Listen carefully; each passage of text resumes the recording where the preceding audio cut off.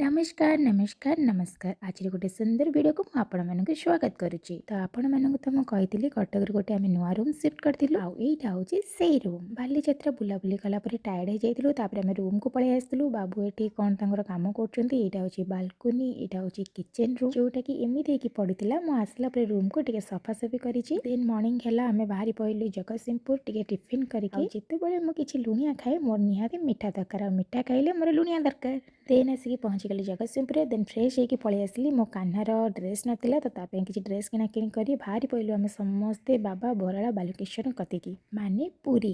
आपण मैंने तो जानते आम बाबा बराला बालुकेश्वर कति जाइलु सेठी गुआ नड़िया बसिक आसीलु आठिकार नियम हूँ गुआ नड़िया बसिक आसला 21 दिन तुम पालन कर जोटा कि बिना पियाज रसुण खट्टा खाइबनी कि पोड़ा जिनस खाइबनी। फाइनाली आमर 21 दिन पूरण हो जाती आम बाहरी पड़ू बुधवार राति आमर गुरुवार दिन सकाल सकाल पूजा थिला तो एत बाट गलापर आमको टे भोक करा तो आम समस्ते मिसी खाई देलु।